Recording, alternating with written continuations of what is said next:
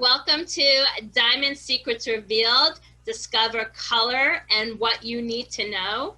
My name is Jennifer Wyszynski. I am a GIA gemologist, jewelry designer, and appraiser for Rejuvenated Designs. And in this video, we're going to talk about the color of diamonds, which is one of the quality values that you need to know that affects how much you're going to pay and what you should buy for yourself. And since it's such an important and valuable item to purchase, you should be very knowledgeable so you can be more confident while you're shopping for something this valuable. So why is color so important? Well, color in general is so important in everyday life. Most people don't even realize it. Every color around you can affect your mood, affect you psychologically, and even affect your health. Colors like red, which are warm, this increases your energy, it gets your blood going, and helps if you're having a demanding or a hard day. It can also help you fight off a cold or pneumonia by raising that body temperature. The color orange can improve your mood, making you more cheerful and inspire creativity. Yellow can help you fight some of the anxiety that you may experience on a daily basis, or maybe just from time to time with something stressful going on. It also brings clarity as well as happiness. Green is the color of nature, and it's very healing. It helps bring a sense of calm and helps to relax the body, but it also fills you with that energy that you need to for your everyday actions. Blue is a cool color and helps with fevers and heat exhaustion, as well as helping hyperactive children and sleep disorders. Indigo helps purify the bloodstream and helps us mentally. And lastly, violet helps purify thoughts and brings us guidance. So what does all these colors have to do with diamonds? Well, the diamond is the most powerful gemstone of them all because it encompasses all of these rainbow colors. The colorless diamond not only protects and strengthens you, but with its many reflections, amplifies them out, increasing its power to others.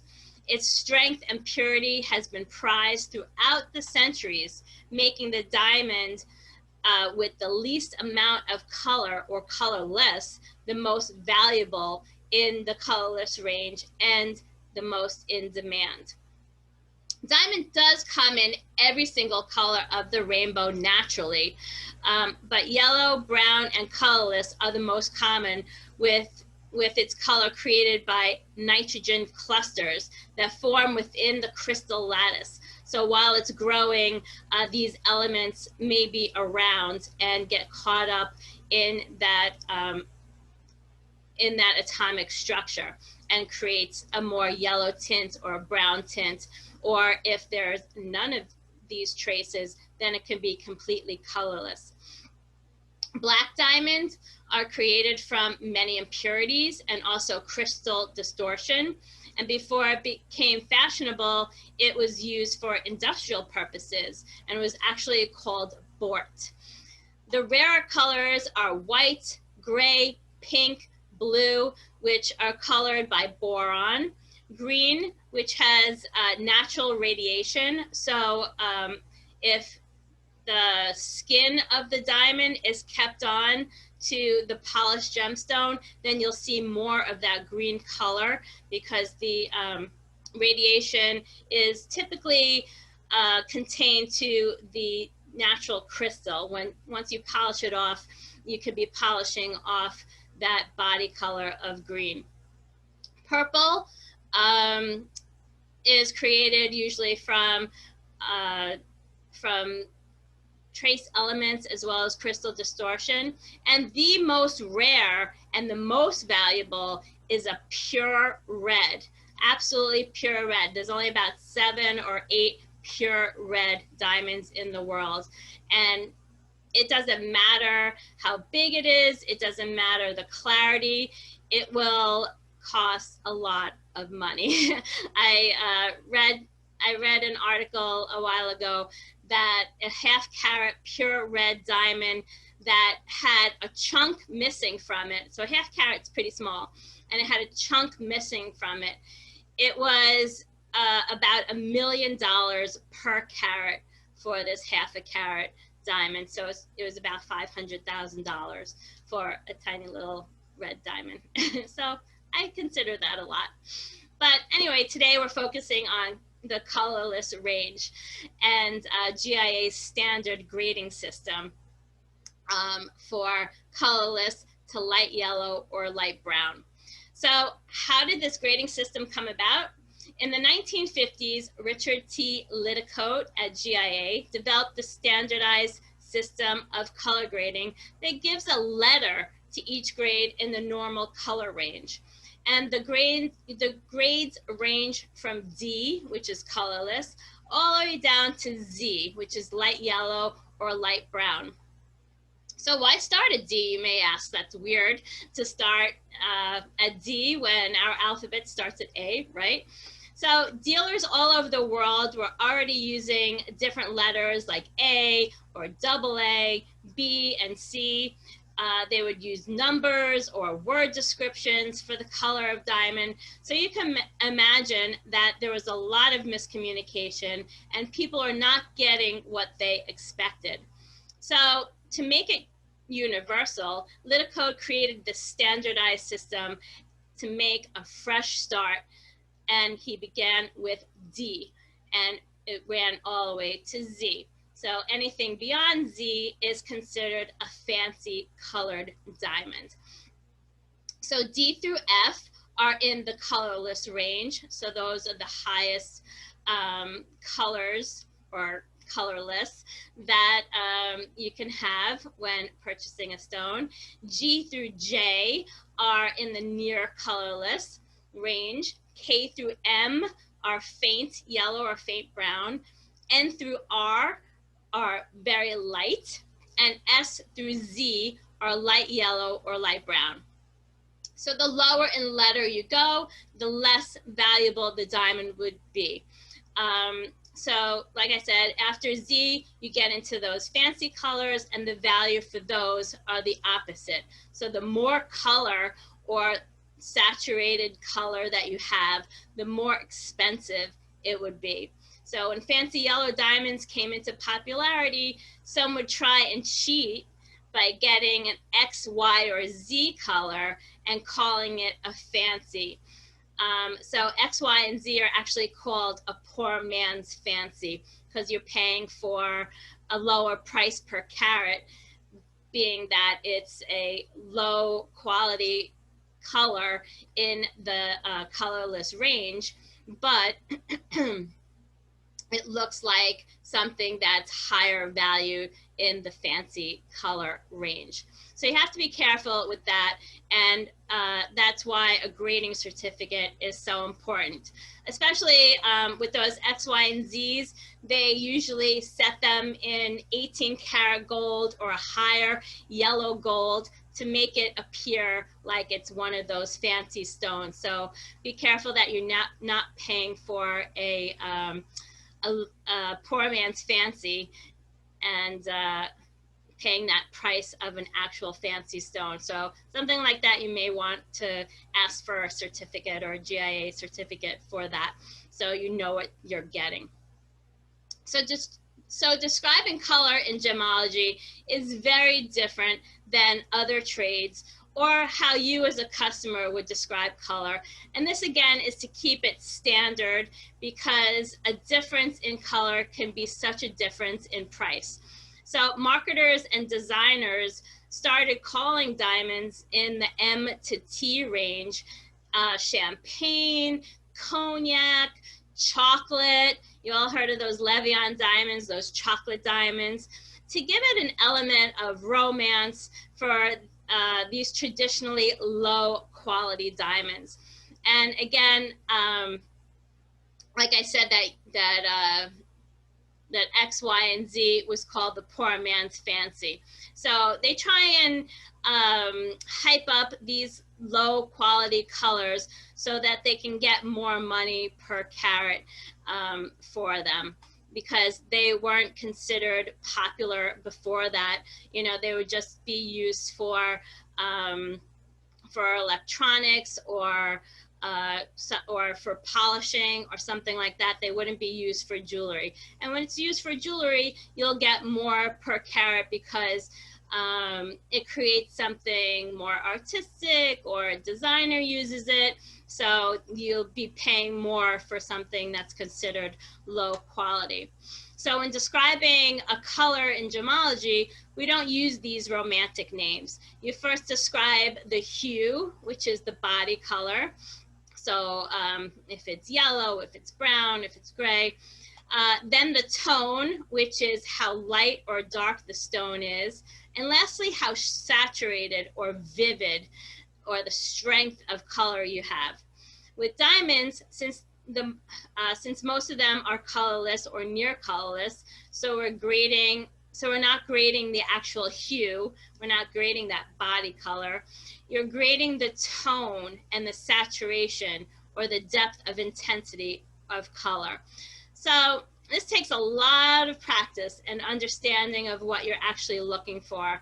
And this can be particularly hard for grayish or included stones, or smaller stones, because if it's very small, it's hard to actually tell what the color is with the untrained eye.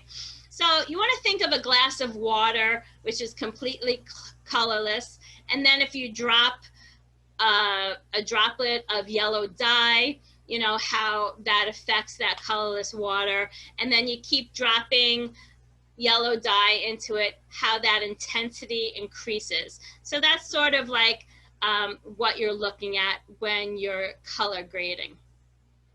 So each color grade is a range.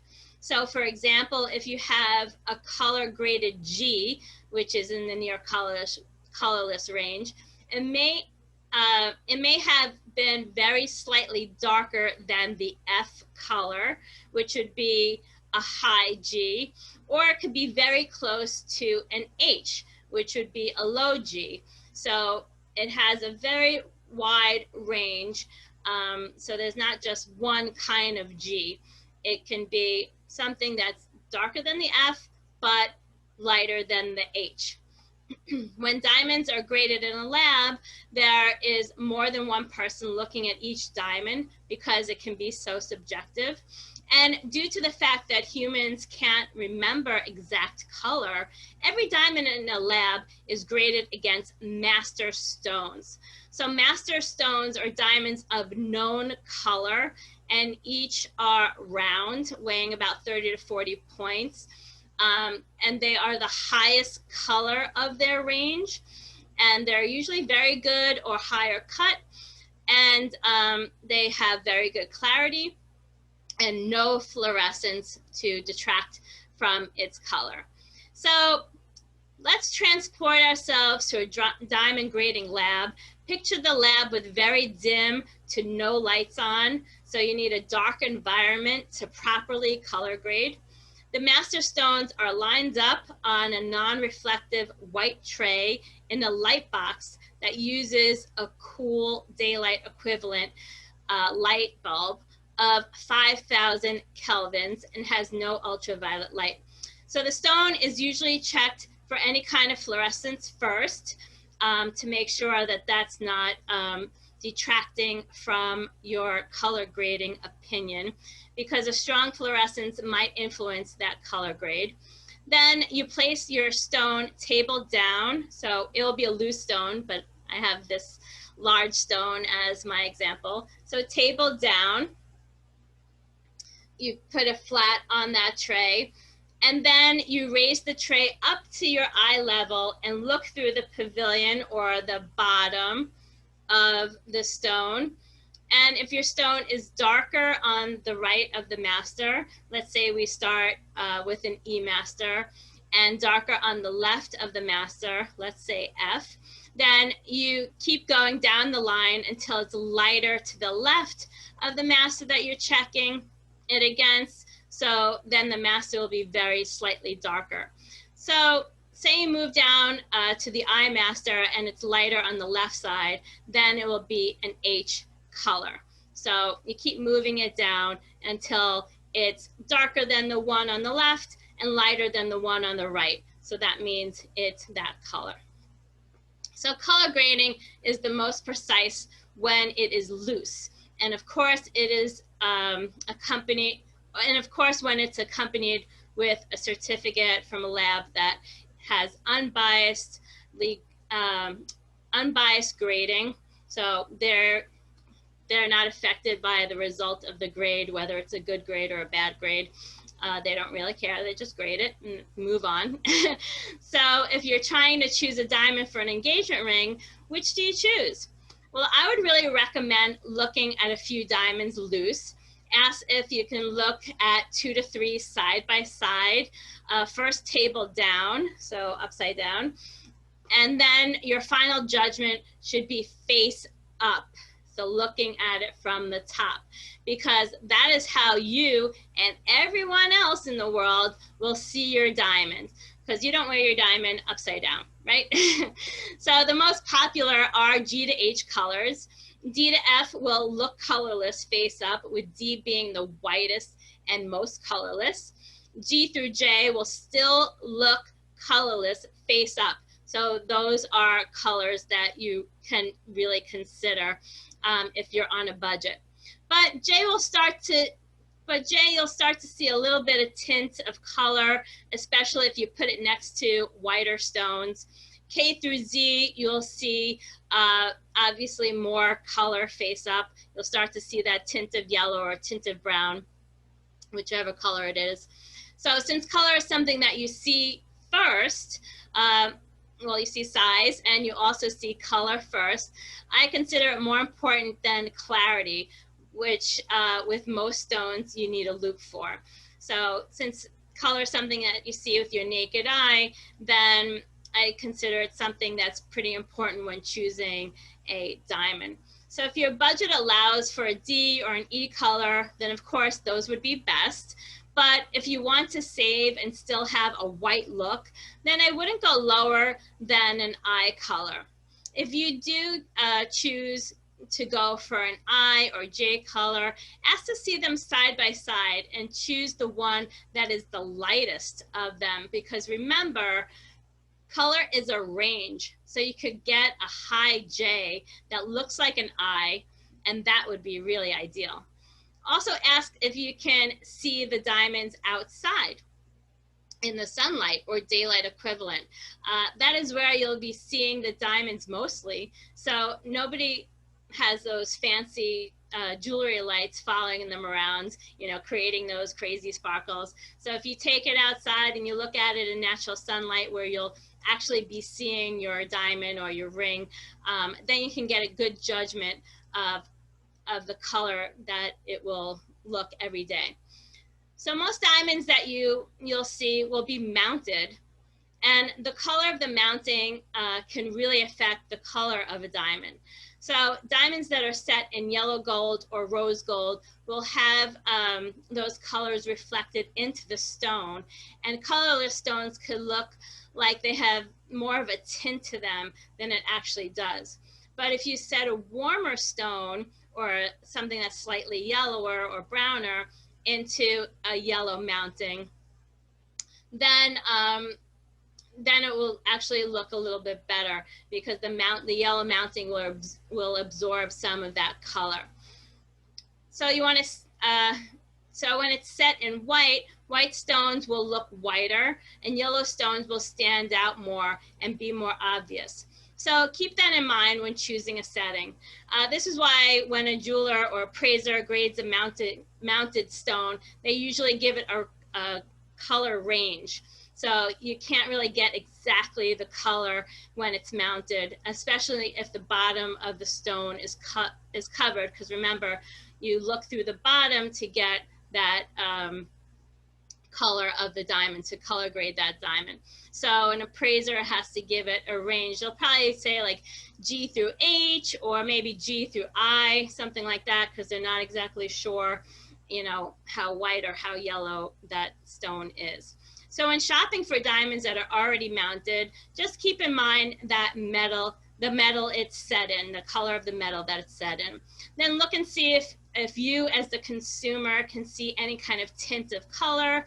And if you can see it, then it is probably obvious and a low color grade. So make sure that they look clear and white and have life or sparkle to them. That is why you buy diamonds in the first place, right? For their beauty, for their sparkle. And when you wear them, you want them to sparkle and be beautiful as well, right? So if you have any questions or need help with diamonds in any way, feel free to contact me, and it would be my pleasure to help you.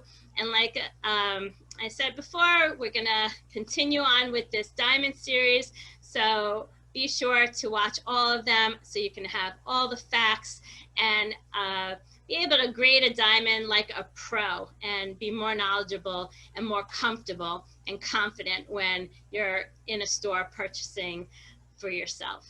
Talk to you soon. Bye.